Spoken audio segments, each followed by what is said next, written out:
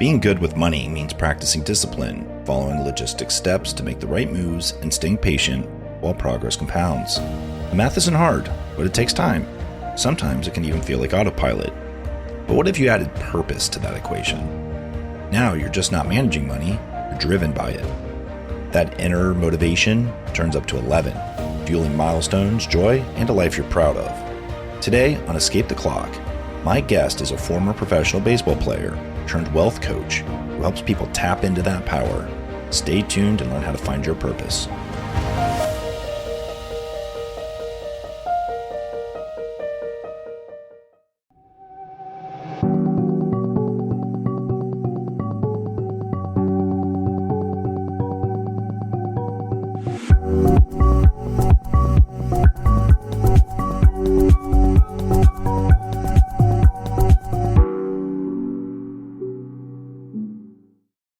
Welcome back to Escape the Clock, the show where we highlight strategies and approaches for achieving your personal financial freedom. I'm your host, Daniel C. Rogers. Today, we're exploring one of the most powerful and often missing ingredients in financial planning, purpose. We talk about budgets, returns, and savings all the time, but few people ever stop to ask why. Why are we saving? Why are we working this hard? And what does freedom even look like when we get there? For many of us, financial success has been purely defined by numbers, a higher balance, a bigger home, and early retirement. But without a deeper purpose driving these goals, even success can feel strangely hollow. In a recent study by Edward Jones in AgeWave, nearly 80% of Americans said they don't have a clear sense of purpose in their financial life. They're earning, saving, investing, but they're not inspired. And that lack of purpose shows up everywhere. It's why high-income professionals still feel anxious about money. It's why disciplined savers struggle to enjoy what they've built. And it's why so many financial plans stall. Not because of poor math, but because of missing meaning. Now imagine flipping that. What if your financial plan wasn't just a spreadsheet, but a story? One connecting your money to your values, your relationships, and your potential. One that gave every dollar a reason to exist. That's where purpose-driven planning comes in, aligning money with what truly matters so your decisions feel clear and your progress feels fulfilling. And my guest today knows that transformation firsthand. He's a former professional baseball player who turned his focus from performance on the field to purpose in life. And the founder of Reconstructing Wealth, he now helps individuals and families rewrite the relationship between wealth and well-being, teaching them to detach emotionally from money, uncover their core motivations, design lives that reflect their values. He's living proof that discipline and strategy can only take you so far.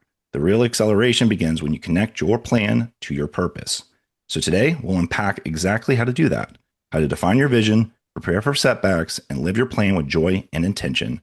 Matt Morizio, welcome to Escape the Clock. Man, that was a beautiful, maybe the best intro I've ever had. That was incredible. I need to feel the whole thing. Thank you for Awesome. that. I'm really excited to talk about this because I can tell you so many conversations I've had with people has been, oh, yeah, really good with finances or money or whatever, but I stumbled on my purpose. It kind of tripped up on me, snuck up on me, whatever it is. And that even kind of happened with me, to be honest. So I think this is so important. I even write about it in my book because without this, your intrinsic drive only gets you so far. So, Matt, I want to ask just to kind of kick things off. You said that true financial independence comes from learning to emotionally detach from money. That really woke me up when I heard that. I was like, that's actually very true. So what led you to that insight and how did your journey shape you to get there? I have a unique vantage point, I suppose, of having had thousands of conversations with people specifically about their financial situation. I also see behind the curtain, not on thousands of people, but hundreds of people I've seen behind the curtain of their personal financial lives as a licensed advisor. That's what people ask me into their life for quite often. And I've noticed that it really didn't matter how much money was in the bank. That didn't necessarily mean more money equals more peace, less money equals less peace. So by definition, financial freedom as defined broadly in society today is when you have enough money to fund your life, right? And now I have the opportunity, which is an honor, but I've had the opportunity to see people who do meet that definition by that standard. But I would not define them or I would not classify them and their life as like financially free because they spend a lot of time worrying about their money. And to me, it's like, well, if you have enough money in the bank to fund your life, so you have what's called a work optional life, right? And I say that because by and large, the demographic and the clientele that I work with, they don't idolize the idea of like a rocking chair retirement. They really want to They want to have the option to work, to go serve and live out their calling.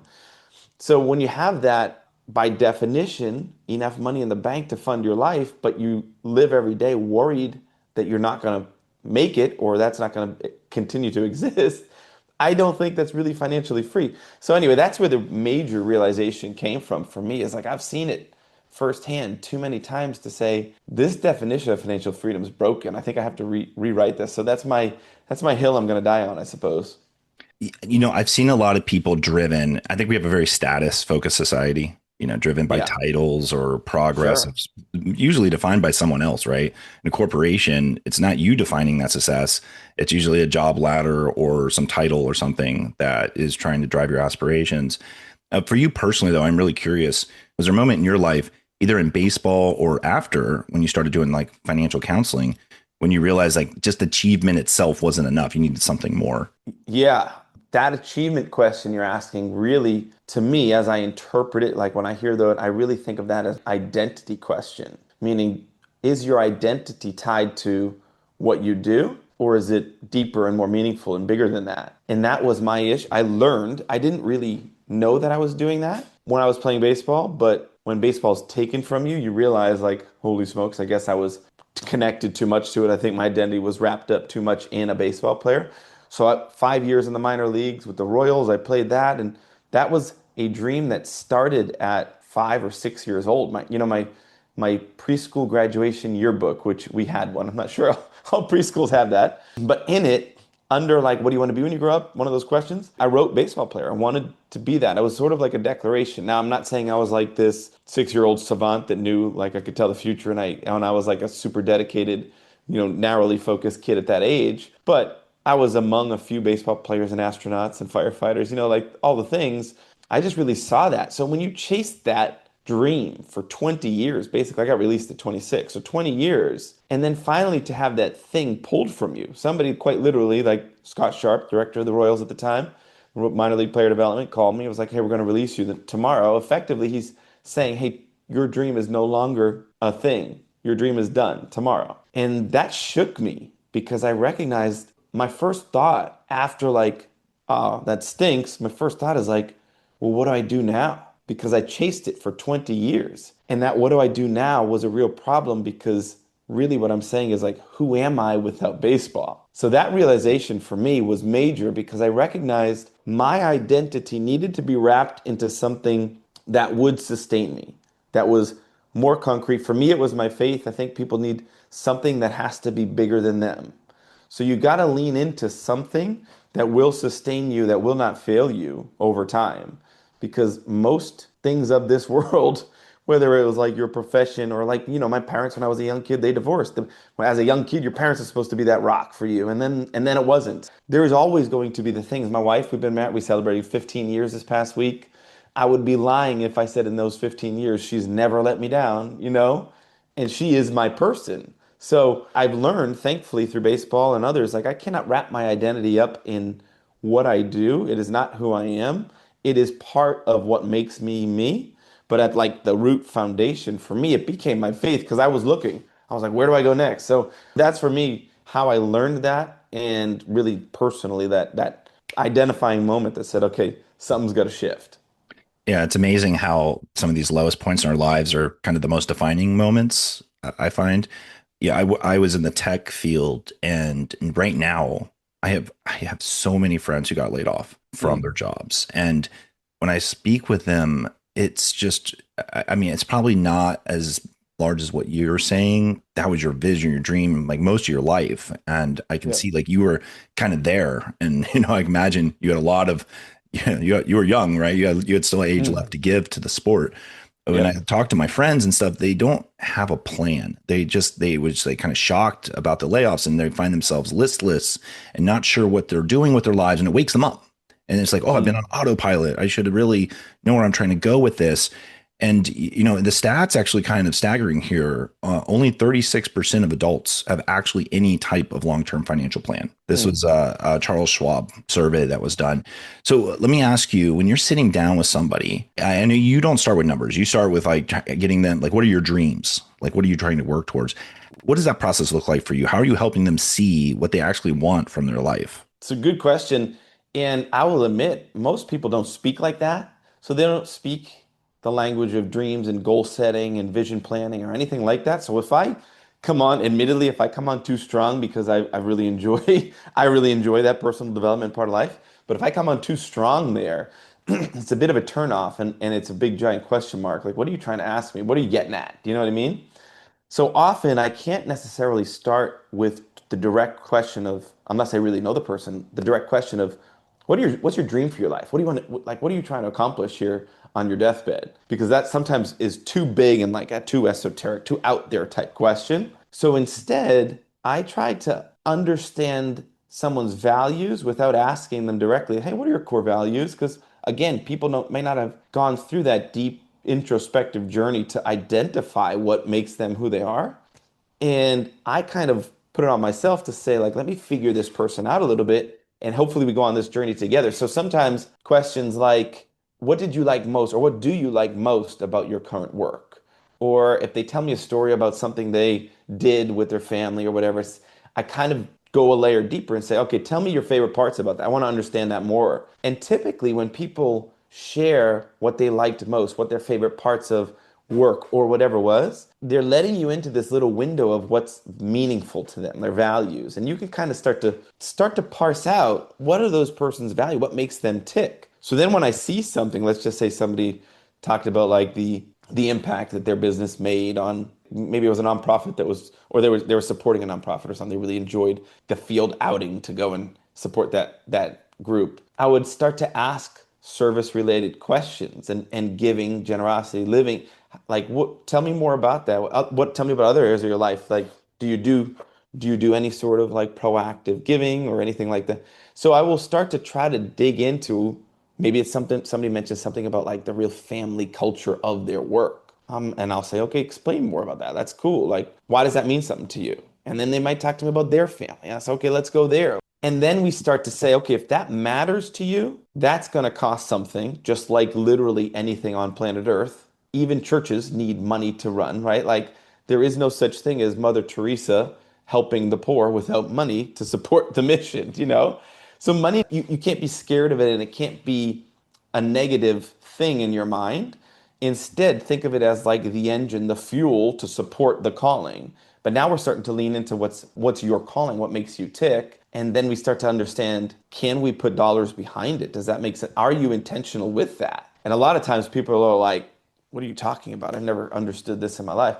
But I will say that if people are struggling with figuring out what their purpose, what they're on this earth to do, that's probably going to change in function, like what it looks like. Like I went from baseball to wealth management. Those are not two of the same things. But I will say that if you take what your giftedness is, if you try to figure that out, like what are those things that people say to you, hey, you're really good at such and such, explaining complex things in easy to understand ways, or you're really good at figuring out how things are built together. I don't see it. Or you're great at visualizing a space. You know, I can't, I have no idea what that looks like. And then you use that gift, whatever that is for you, in the service of other people. Your why is almost always a who. So use that as a shortcut to say, if I have a gift, who can I best serve with that gift? And you'll probably feel pretty fulfilled if you do that. Wow, I can tell you're a lot better at this than I am. When I'm consulting with people, helping, I usually start with, I kind of ask, like, what is your purpose? Like, fill in the blank. And, Yeah. you do get that deer in the headlight look half the Yeah. time. So Yeah, that's for great. sure. Have you seen someone ever come in and kind of describe to you what their goals are, and then you start having these conversations and they just completely redefine it by the time they're leaving? Yeah, and I wouldn't say necessarily in the time that like from the start of the conversation to the end of the conversation.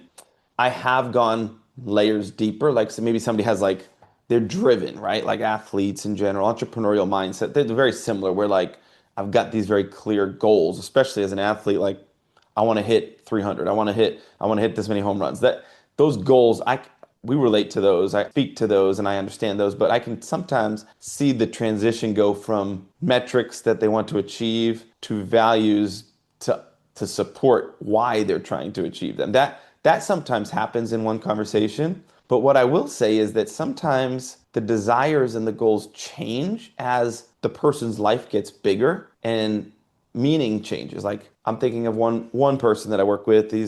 I respect the heck out of him. I love this guy. He started, years ago when we first met and were talking, he wanted to build the biggest, baddest business, and he was on his way to do it, and he was doing it. And he had a younger family, two girls. I loved that he never sacrificed his family on the altar of ambition, we'll say. Like he never put the family on the mercy, on the chopping block so that he could go build the business. His daughters loved him. His wife loves him. He has wonderful relationships. He cares about his fitness. So his priorities were all good. So I was like, cool, man. If that's what you feel like you're put on this earth to do, let's figure out how to make that happen without losing the things that really do matter. You fast forward a few years and that business has really done well. And now there are some potential private equity suitors that are interested because he's gaining some attention. And originally he wanted to own the whole thing. I don't want to give this up. This is my baby. I'm growing this thing. And now you fast forward, and he's like, man, I actually see the value of partnering with people who are bigger and better in the spaces that I don't know. And a smaller portion of a bigger pie is actually better than all of the pie, but it's smaller. And now he's like willing to bring some people into the fold, which 3 years later, he was not, his mindset and his values were, I'm the hard charger. I need to lead this. I'm going to be that guy. And I'm not, and not in a negative way. It was just who he was. And as he's grown, his outlook on what matters in terms of getting help and actually like a rising tide approach toward growth, that has really changed. So the conversations went from how do you own this thing and grow it to, okay, what does it look like to split some of this up and sell minority stakes in this?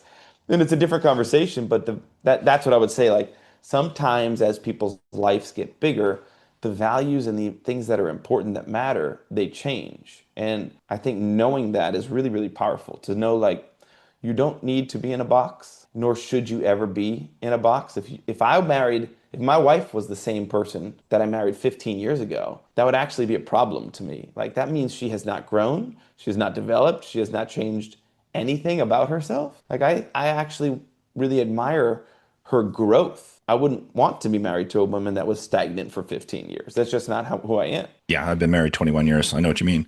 There's a Yeah, lot of change in that period. it's When you're awesome. telling that story though, it reminded me of a conversation I had with one of my clients who was coming in and saying, like, I'm having some trouble with money. He Mm, was a bit of a high net worth person, so he had really great income and had been doing well with like 401k and such. But overall, no savings, a bit of quite a bit of debt, things like that, and made a bad investment in a business, a local mm. business. And I was asking him, like, well, why were you making some of these decisions? Where do you think that was coming from? What's your goals? What are your values?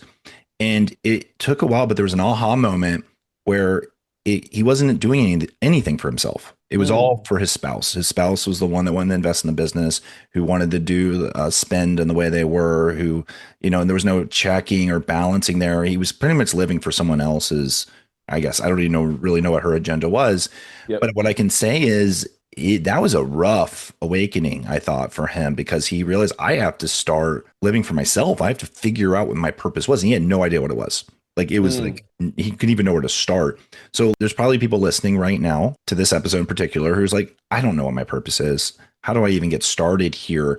Does it take a bunch of conversations with a professional to do this? Or are there things that people can do to start going on that journey on their own? I think the best question you can ask, and I didn't make this up. I wish I did, but I'm not smart enough. A guy named Rory Vaden was the one him and his wife, AJ Vaden, they founded a company called Brand Builders Group. And they said this, and it hit me super hard. Like it makes so much sense.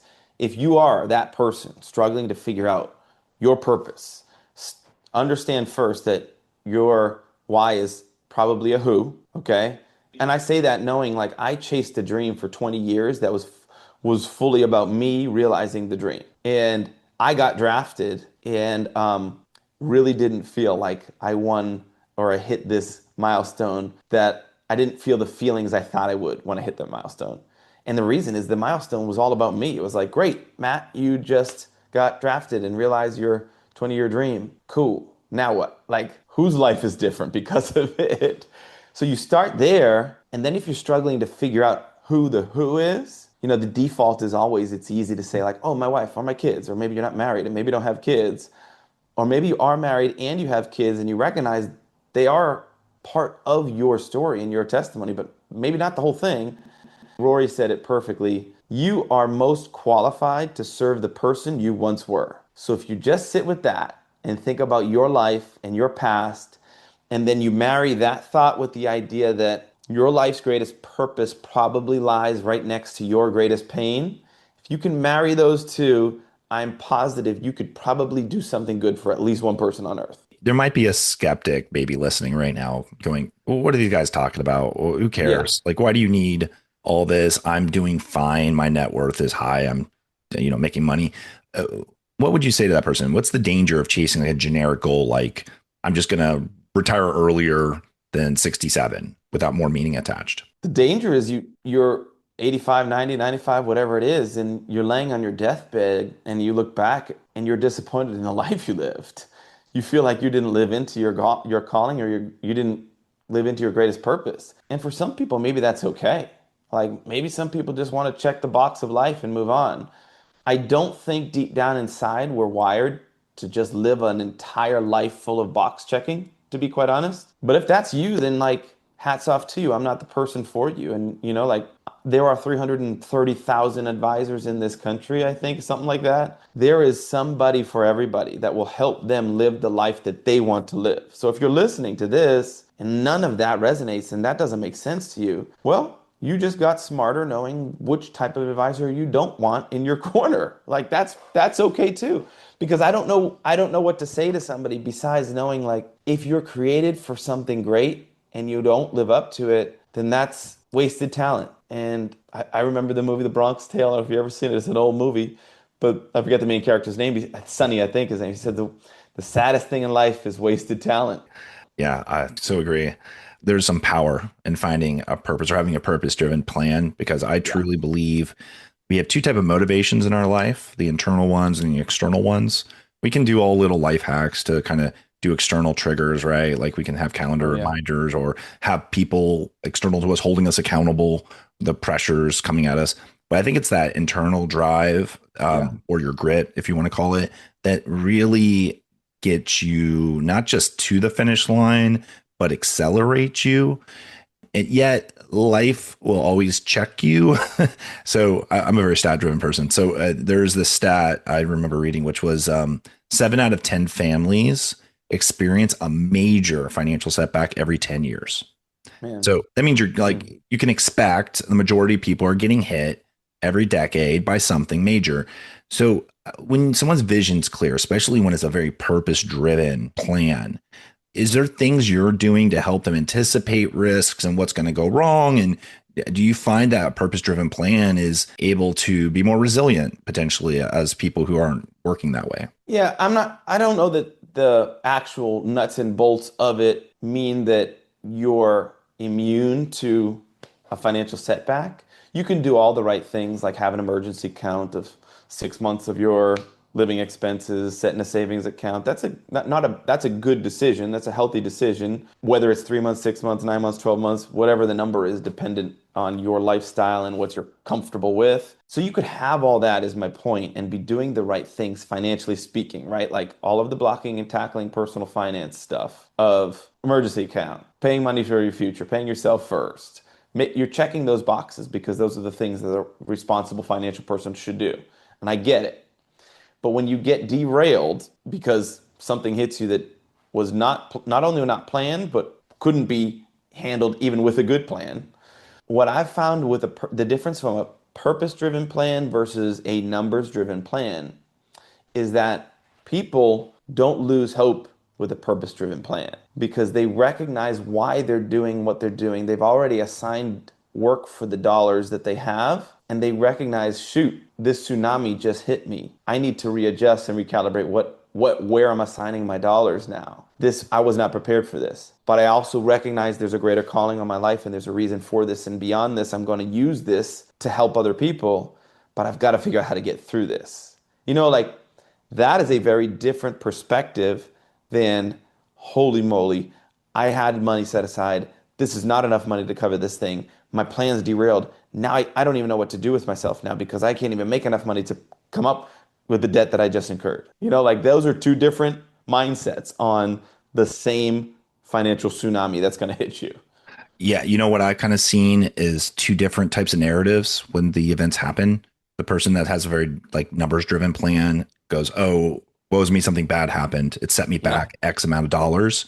Or that person who's working towards something is like, "Oh, I had this thing come up. Now I'm going to do something different to get there." It's kind of like a more positive narrative, I find, Yes. and less of a victimization, if you will. Even though I don't like you really use that word, So but good though. let me ask you though, do you think there's a risk of being too driven by purpose and that might even maybe potentially create maybe blind spots? I guess there's inherent risk with any approach. Here's my own truth. So I can't tell you that this is financially textbook truth, but I can tell you my truth is that when you do lean into that purpose-driven plan and you live a life of purpose of calling and you run hard in a direction you feel like you're supposed to be running in, even when the course corrects and you go off path and you have to redirect, it reminds me of the old adage that a wrong decision made with a ton of effort usually results better than the right decision made with no effort. So I look at that purpose-driven plan as saying, hey, you've got to do something.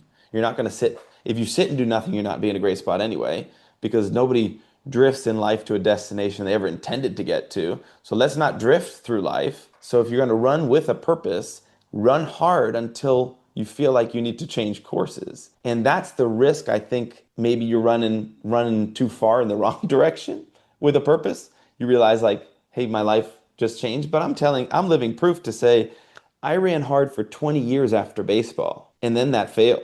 And then I kind of found what business looked like in financial sales. I was in financial staffing first, finance and accounting staffing for 4.5 years. Pure sales eventually led me into this. And I really feel like more calling than a career to run hard in the direction of wealth management because I feel like I have gone on these financial valleys and financial hills to be able to say, I can more empathetically serve somebody who's going through maybe any point on that curve because I've been through it myself and I understand kind of that emotional side of what they're going through and to be able to speak to both the actual numbers, the math, and then the emotions. But I'm also fully aware, just like in my baseball journey, that road stopped and that purpose stopped. So if this wealth management thing no longer becomes my purpose for whatever reason that I can't see right now, that's like I don't see when that road's going to end, so I'm going to keep running. But if the road ends and I run off a cliff, like I will have to figure out what the next purpose is to run in. But I don't think it's a problem because at least I'm running hard at something.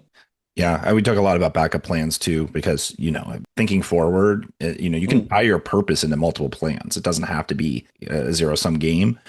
I want to make sure we have time for this big question, though. I've been really interested because you have mm. 7 children.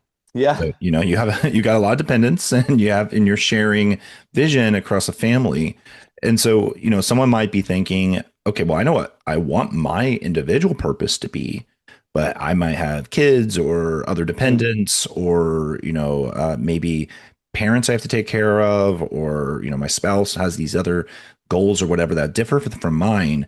How do you help families move from like individual goals to like shared vision? That is a what I found a deep-seated belief change potentially.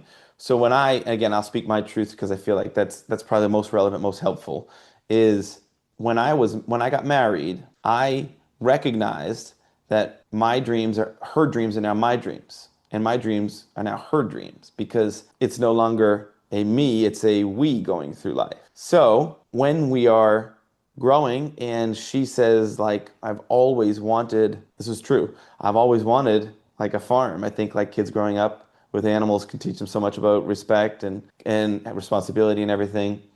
Well, guess what? Like me growing up in a city just outside of Boston and then going to school in Boston, always saw myself as a city person. My dream is now a farm. Like that is the reality of it. Like my purpose is our purpose. Her purpose is our purpose.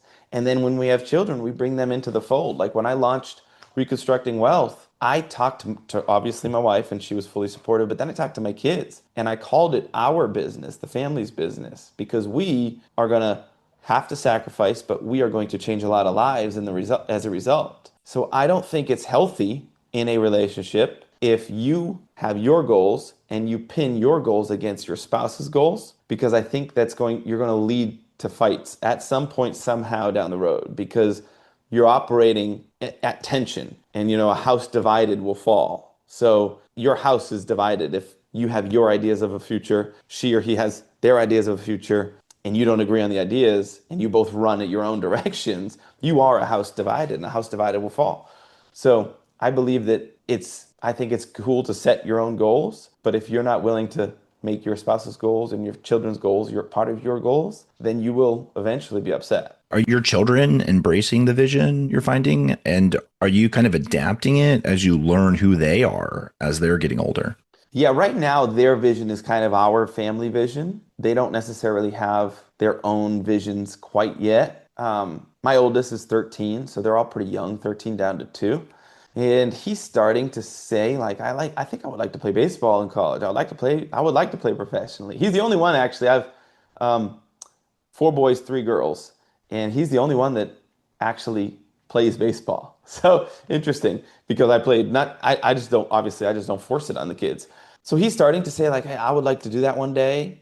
But right now they're still just being kids. So like my wife and we are very open with what we feel like is put on our hearts to go chase and run after, like our callings as a family and as a family unit. And eventually it's my responsibility as their dad to steward their dreams, to like support them and understand what matters to you, and if it and then help them realize their dreams however I can. Sometimes it's just encouragement and support.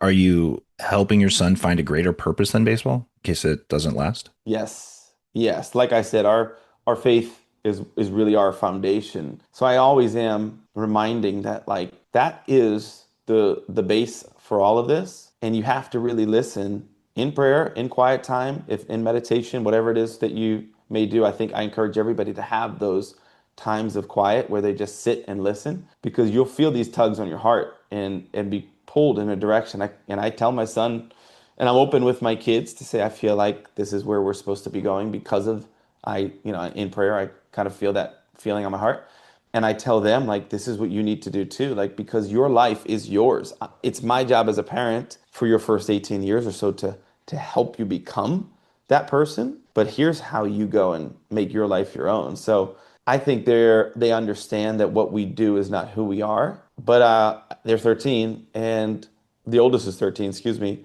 And I still have many, many years where I have to continually instill and reinforce that, because otherwise they will just do what the world tells them. And like you said in the beginning, for sure, we as a society identify worth with stature and status and what our roles are, typically like with our work. So it's not that I've done it once and we're done. This is a job until they're out of the house. Absolutely. And having a now an 18-year-old and a 15-year-old, I can tell you, you're going to start learning a lot more about them Wow. in the next couple of Amazing. years. Amazing. Yeah, I'm not it's there fun. yet, man, but that's Yeah. cool.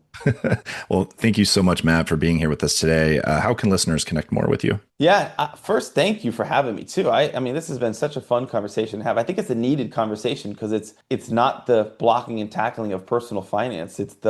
But it is to me the foundation of your financial life, because how you relate to money is so important to how your emotions are down the road. Like, are you a happy person, a negative person? I always say behind health pressure, financial pressure is probably the heaviest burden to carry for a family, because a sick man has one. How's it go? A healthy person has 1,000 dreams, and a sick man has one, or something like that. So yes, health. I think health is the greatest and most important pressure, but behind it is finances. So like, what you're doing matters with the podcast like this. So my Instagram is probably an easy place to figure out what I stand for, who I am, understand stuff about money too, because I put a little bit of all of that out there. It's just my name at Matt Morizio. My website is Reconstructing Wealth, and I will say if anybody follows me on Instagram and wants to learn a little more, I created this video course that's like a 3-part video course that's totally free. You just put in your email address.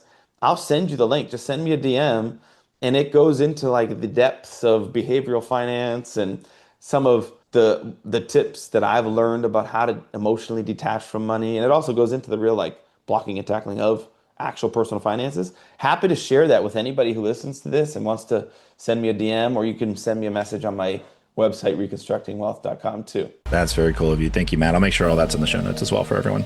That's awesome, and thanks. Awesome. All right. Thanks for being on the show. Yeah, thanks for having me.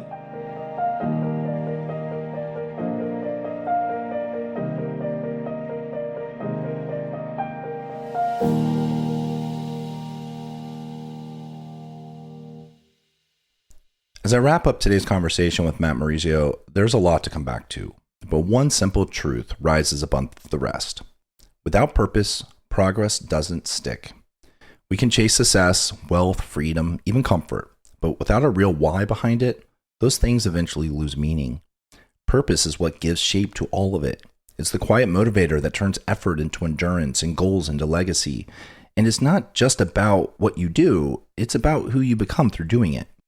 The greatest transformations in our lives do not happen when things are easy.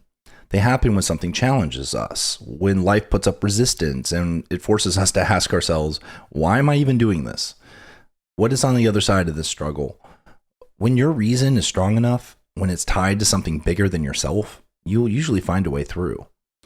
That's why Matt's story resonates. He built his business, his family life, and his faith around one integrated purpose: to serve and lead with meaning.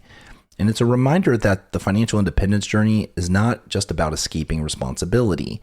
It's about gaining the freedom to live our lives fully into our values. You heard it in how he talked about identity. Purpose starts with who you are, and very often your why is actually a who. A spouse, a child, a parent, a community, someone whose life you want to impact in a real way. And when your purpose is anchored in people instead of just numbers, the financial plan stops being an abstract math problem and becomes a way to fuel the life you want to build. And yet, most people have never really been taught the language of dreams. Ask someone what they want from life, and you will very often get a blank look back. I know I've been in those conversations, but we live in a status-driven society where it's normal to move without intention. We chase job titles or income levels or a new house or account balances. But rarely do we slow down and ask ourselves what it's all for. And that's where value really comes in. When people start talking about what really matters to them, the dream begins to take real shape. The conversation can start to go deeper. You'll hear what lights them up, where they feel called to serve, or who they want to show up for. And that's when a long-term plan becomes real, because it's rooted in something more solid than just a spreadsheet. The reality is that only a minority of adults have a true long-term plan for their life and their money. Most are just reacting, and we react to all kinds of things: market swings, layoffs, health scares, or family change. And that forces a change in our lives. And financial pressure, it can be one of the heaviest pressures we face, second only to health, like Matt said. If anything rests on numbers alone, every setback will feel like a threat to your security and maybe even your identity. But when you start to plan around your purpose, those setbacks, they can just be part of the story rather than the end of it. Matt talked about how purpose doesn't make you immune to financial challenges, and he's very right about that. We still have the due diligence to make sure we're making the right financial moves. But the purpose, it can change how we move through those setbacks, and that can make all the difference. People with a purpose-driven plan don't lose hope as quickly when things go sideways. They can be more resilient. They can think in terms of adjustments instead of a defeat. And your purpose also doesn't have to be some kind of grand cosmic mission. It can just be this quiet and deeply personal thing to you, providing for your family or being an example for your children, serving in your community, living your faith the way that others can feel it. What matters is that it's authentic, because when it's real, it will connect everything: your work, your money, your time, your relationships, all of it, into something that feels whole. And Matt reminded us that purpose isn't something you passively come across. You can trip on it. It happened to me when I did my early retirement. But imagine if I had pursued my early retirement with a purpose in mind. I could have made moves and prepared and been driven maybe even faster towards my goal. If you don't have your purpose, that's completely fine. It's something that can be revealed through action, though. You can take steps, you can try things, you can fail, and somewhere in that process, a deeper reason behind what you're doing can start to emerge. But you might need to move through discomfort, not around it, but through it, because the pursuit of purpose is uncomfortable by design. It asks you to stretch, to sacrifice, and grow into someone that you just weren't before. And if you're listening right now and still feeling lost or uncertain about your direction, that's completely fine. Just start small, ask yourself what excites you and what moves you, or what feels like it matters when no one else is watching. And then look at where you're spending your time and your attention, because your purpose is usually hiding somewhere in those details. It's usually something you're willing to work hard for. And remember, it's not all about a finish line here. Your purpose itself will evolve as your plan needs to evolve. The purpose that drives you in your 20s is likely not going to be the same one that's fueling you in your 40s or your 50s. And that's not failure. That is just growth. You are supposed to outgrow older versions of yourself as your life expands, especially as you bring family into the picture and your kids begin to form their own dreams. Our job is to steward those dreams, not control them. Because in the end, finding your purpose isn't about perfection or control. It's just about alignment. When what you believe, what you value, and what you do, when all of that's moving in the same direction, life starts to feel less like a grind and more like momentum. That is also when your financial plan stops being about money and starts being about meaning. The numbers become tools that support the life you're intentionally building. So if you take one thing away from today's conversation, please let it be this. Your purpose is the fuel that turns financial freedom into fulfillment. Because without it, even the biggest financial success can feel strangely empty. But with it, even small steps can feel quite powerful. Take the time to reflect, reconnect on what truly matters, then build your plans, set your goals, look at your habits, look at your investments, align everything around that North Star. Because when you do it that way, again, setbacks will just become lessons. Sacrifices that you make can be choices in how you meet your goals. And success becomes something you define for yourself. As always, I want to hear from you. What is one way you are tying your purpose to your financial goals right now? Share your thoughts in the comments or email me at escapetheclockmedia@gmail.com. Thanks for listening and best of luck following your purpose and escaping the clock. I'll see you next week. Thanks for tuning in to this episode. Remember, while I'm not yet a financial planner, I am getting my degree in wealth management. You should take anything you've heard here as tips and advice to making your plan. To learn more, visit www.escapetheclock.com. There, you can find the book, resources, including the planner, and you can even schedule time with me. Please remember to like and subscribe so you don't miss an episode. Thanks for tuning in, and I'll catch you next time.